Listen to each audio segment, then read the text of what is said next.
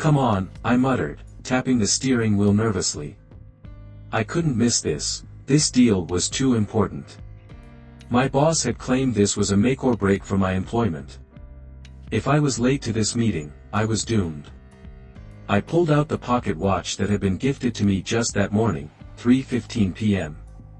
The meeting was supposed to start in 15 minutes, and I was an entire 30 minutes away.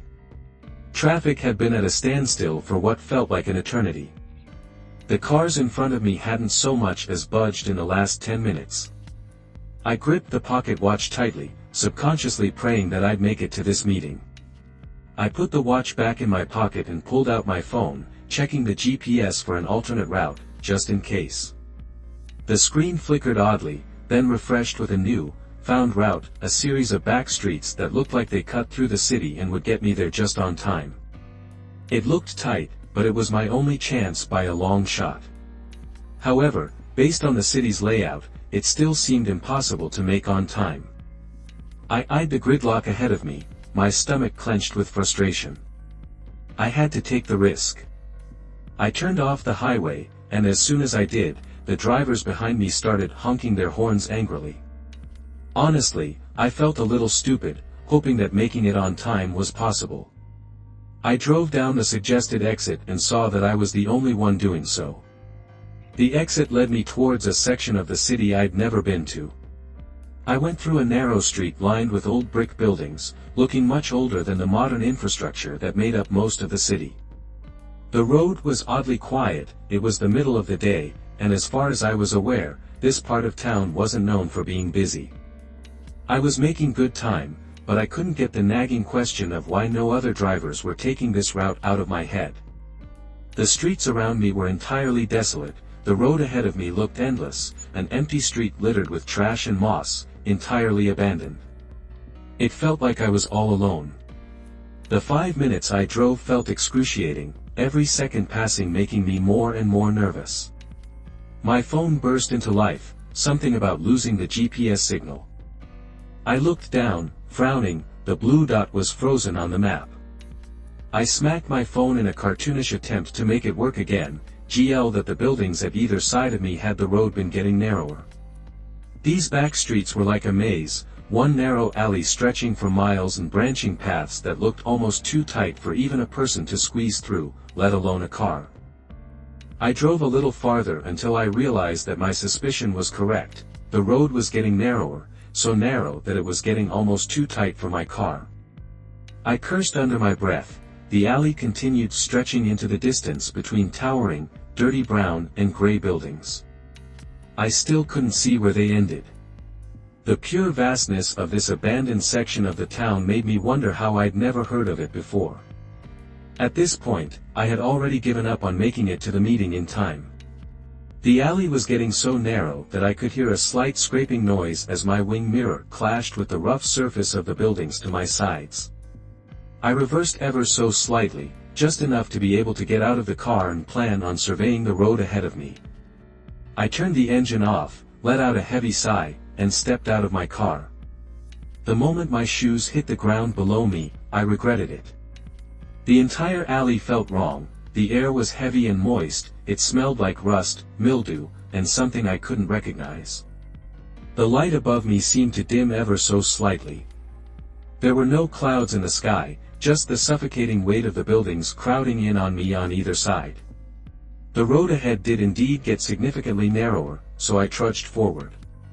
My car clearly could not pass any further, so I planned on finding the nearest business or anything helpful. I pulled my phone out to try to check the signal, nothing. My phone was useless, and the GPS app was still in the exact location where it had lost service. I stuffed it back in my pocket and decided to keep walking. I could now see more details of the roads themselves, the walls of the buildings were stained with aged graffiti, and trash piled up in every corner. The strange thing was that all the packaging was faded as if it had been there for quite some time. All the windows were either boarded up or cracked, rats scurried between the heaps of trash, and the air took on an impressive smell of decay, increasing in intensity the further I walked. Each footstep I made created a sickening echo through the streets. The weight of my situation was finally sinking in. I was going to lose my job, which made every single step I took heavier than the last. I would be lying if I said I wasn't already getting concerned. The frustration of the roadblock was fading away, and it was getting replaced with my fear for my future. This was my best-paying job ever, and I was unsure where to go. I pulled the old pocket watch out again, the one my wife, Alexis, had given me for good luck. She told me with a smile it had been her grandfather's. She claimed it was her family heirloom of sorts, her grandfather having told her stories of it granting wishes and attributing it to his success in life. Passed down through generations for God knows how long, she'd insisted that I take it with me to this meeting. She said her father gave it to her after he hurt his leg in an accident, saying he couldn't run like he used to before, which he always thought was an odd reason, maybe an inside joke. I laughed it off initially and pocketed it mostly out of respect. I didn't have much belief in things like wishes. I mean, just a few moments prior, I had wished to arrive at the meeting, and now here I was. But now I felt the weight of the watch in my hand a little heavier than I remembered it being. I flipped the watch open, its face was cracked, and the hands were frozen at 3:26 p.m. It had been working earlier, I was sure of it. With a heavy sigh, I slipped the watch back into my pocket and continued walking. I glanced back and noticed that my car was now entirely out of sight. Given the road's straightening nature, that was impossible. I could only imagine that the road had a slight curve to it, so slight that it was barely noticeable on foot. I turned around and started walking back the way I came, determined to check if my suspicions were correct. What I did not expect was that I would end up walking for what felt like another eternity, with no car in sight. Then, I came to a fork in the road. The alley twisted into two paths. I was sure I hadn't seen a split in the road on my journey. I might have been too lost in my own thoughts about how screwed I was now that I wasn't making it to the meeting. So, I assumed I just walked forward without looking at my surroundings. I went left, choosing what I felt was right and hoping I was correct. As I continued walking, my sense of time was getting distorted. I wasn't sure how long I walked. The alley wasn't as straight as I thought it was. Looking in the distance, it winded and curved without any real sense of direction. The buildings looked decrepit, dirty walls, cracked pavement. All the buildings blended together so much that I started to feel like I was walking in circles. Yet, I kept going, telling myself that the road would lead somewhere eventually. I glanced over at the countless buildings that surrounded me. I hadn't seen any sign or markings of a business, not even a restaurant or a bar. The buildings looked entirely deserted, and if they did, for some reason, house someone, I did not want to take my chances with the kind of company they'd hold. I continued on, but the road just stretched on. The shadows grew darker, and the alley ever narrower. After a while longer, I stopped to catch my breath. I wasn't the most athletic person, but surely I covered quite some distance during this time. This wasn't right at all, nothing was. By now, I should have made it to my car or, at this point, to the other side of the damn city at least. The sun should have been high up in the sky, but instead, it was getting darker, as if twilight came early. The buildings overhead pressed ever so slightly closer. It felt like I was in a dream, another world, one that was shrinking and closing in around me. I rechecked my phone out of desperation dead. I couldn't even make a call. I took a deep breath in an attempt to keep calm. I had got near of my own accord, so there had to be a way out.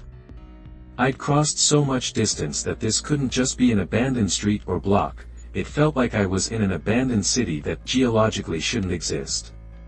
I knew roughly where I was turning off when I took that exit. This place shouldn't be here. I decided to make the arduous trip to retrace my steps. I planned to go back to the first fork in the road and turn right this time, and hope it led me to my car. I begrudgingly headed back the way I came, and again, the path was not the same. I was sure there had been no other forks or turns on the main road I was on, but instead of the curving alley I'd walked so long on, there were now 3 different directions ahead of me, none of which looked even remotely familiar. My heart started racing. I turned in a slow circle as panic set in. I picked a direction at random and started walking faster, almost running. My shoes hit the concrete with a sound that reverberated all around me, but the alley stretched on longer than before. Each step I made seemed to make my surroundings more claustrophobic, and everything twisted and turned in ways that made no sense. I had no idea how long I moved like this, minutes, maybe hours. My legs ached, and my throat was dry. I stopped checking my watch on my phone. The time was always frozen at 3:26 anyway. My head was pounding, and a sense of dread grew at me from the inside. The dark alley around me felt alive. That is the only way I can possibly describe it. The walls seemed to shift when I wasn't looking, the turns multiplied and appeared more frequently. The road was now diverging in paths unlike before. I no longer had a straight and narrow road ahead of me, but a path that crisscrossed and intersected within itself, leading me deeper and deeper into whatever I was being led toward. I could feel it in the air, a primal instinct. This was no mere maze of back streets. I started jogging, then running. I figured I couldn't go on forever and wanted to be out as soon as possible, but the quicker I moved, the more disoriented I became. The alleys bent in such strange ways that it sent me spiraling. I tumbled to the ground as everything became perfectly quiet, devoid of my echoing footsteps. I kept telling myself I should have been out by now, but every turn led me to a dead end or another unfamiliar stretch of streets. My breath became ragged, quick gasps, and I had to stop for a moment. I stood up and pressed my hands to my knees in an attempt to recompose. That's when I heard it, the faintest of sounds somewhere behind me, a soft shuffle amidst the silence. I stood up straight, and my heart thrummed in my chest. I looked behind me. There was nothing but an empty path. My mind raised doubts, but then it came again, from somewhere closer this time. I worked out that the sound had to be coming from the turn ahead of me.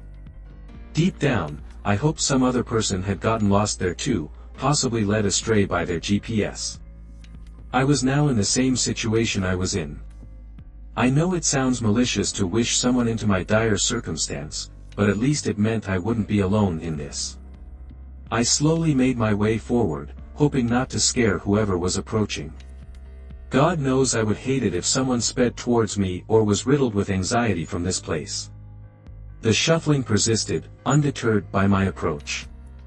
It sounded like whoever was around the corner was so exhausted that they were dragging their feet on the ground.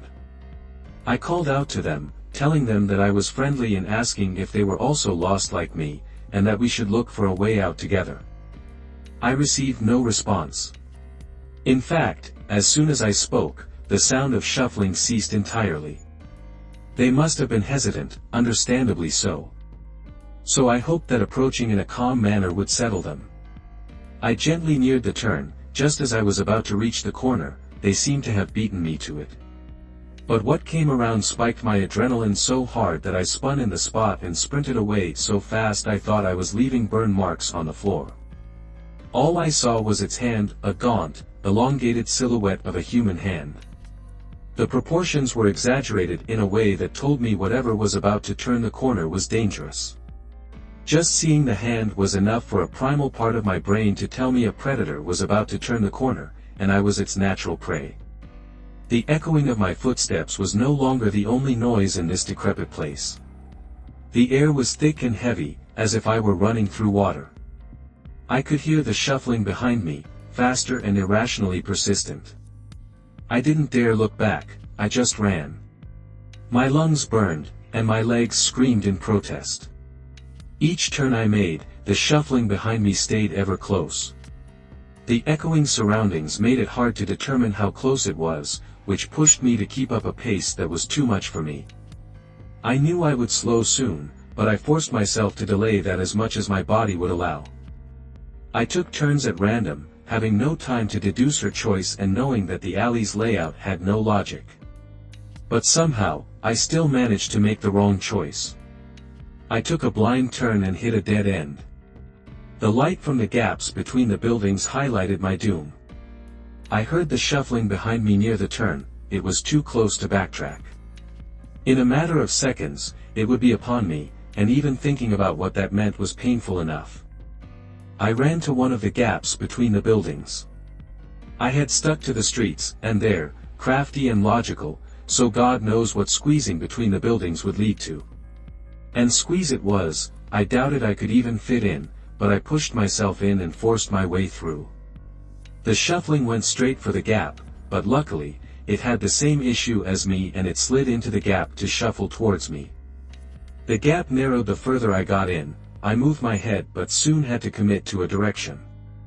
A wash of morbid curiosity came over me, and I took a quick glimpse back. That was enough for me to keep my head looking forward for the remainder of the way. It had all the limbs of a human, but the proportions were all wrong. Its arms were almost the entire length of its height, which must have been nearly 7 feet tall. Despite being further back, its closest arm reached out towards me, not helping it move, just hovering in my direction. Its fingers twitched like it was ready to grab me the moment I was within range. Its other hand dragged on the floor behind it, creating a familiar shuffling sound. Its skin looked like it had a rough texture and was pale in color. It sounded abrasive on the walls, pressing in on us, resistant to any of the pointy defects of the cheap bricks that made up these buildings, a luxury I did not have. Even the smallest bumps in the walls dug into me, cutting into my suit and sometimes my skin, but I could not dwell on the minor pains when a major threat was slowly closing in on me. The pursuit continued as I finally wiggled my way to the other side. I had to get back to safety, but I was completely and utterly lost. Using the gaps of the buildings was a new idea, so I tried to keep up that creative pattern and not enter any of the buildings yet. I bucked it for the building nearest to me and attempted to force the door open. I could hear the rabbit thing behind me squeezing itself between the same path I had just come from. Putting solid concrete between us sounded like a bastion of safety, but the door refused to budge. The humanoid figure finally exited the tight space with a sickening pop. Adrenaline kicked back in, and I was already in a full sprint. Above my thumping footsteps and the shuffling in pursuit, I realized there was another sound, a ticking sound. It was faint, barely audible, but it was there, a rhythmic, soft ticking. I yanked the watch once more and stared at the cracked face. The clock hands were moving in a strange way. It read 2:11. All hands pointed in the same direction. I turned the watch, thinking it might have been broken in a tight squeeze, and the hands all turned in unison. It wasn't telling me the time, it was telling me a direction, akin to that of a compass. I continued running, and the watch adjusted as I made my movements. It was guiding me, trying to tell me something as I ran in a single direction.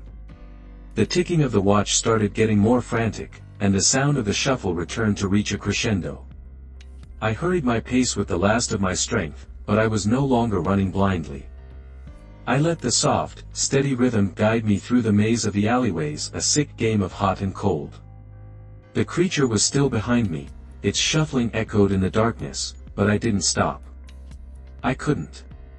Eventually I saw a faint red car in the distance, my car. It was still parked in the same spot where I'd left it, as if nothing had happened. The moment I saw it, the pocket watch's rhythmic ticks turned wild, and the creature's pace quickened. All of the senses seemed to flee my mind, and my sole focus was on running as fast as I could. I reached the car, fumbling with the keys with shaking hands. The thing was so close now that I could almost feel its damp breath on the back of my neck. I shoved the key into the lock, threw the door open, and jumped inside. I slammed the door shut as the creature reached me, the vehicle shook as the beast collided with it, and I closed my eyes in an attempt to at least grant myself the privilege of not looking at that thing again for a moment. Everything went perfectly silent. I sat there in disbelief, my breathing still rapid from the long sprint I had to maintain. The heavy breathing must have been too much for me, or the panic finally set in, because I passed out. When I woke up, I was parked in my spot at the office building's parking space. I checked my phone out of habit and saw the time, 3:28 p.m., 2 minutes before my meeting. Seeing that I was on time for the meeting overtook the shock of remembering my phone had died. I corrected my posture as I raised myself up and didn't waste any time. I pushed the car door open and headed towards the meeting room. I still don't quite know what happened or how I got out, but I knew the watch was connected to it. I distinctly remember holding it while stuck in traffic and wishing I could make it to the meeting in time, and lo and behold, I did. I've been back on the same freeway I was stuck on before the meeting, and there isn't an exit where I remember turning off the road. I pulled over in a lobby, and no matter how many times I checked, there was no alternative route from that spot. It seemed my wish had come true, as my grandfather-in-law had told my wife, but it came at the cost of this chase. And now it finally made sense why it was passed on to her when her father hurt his leg.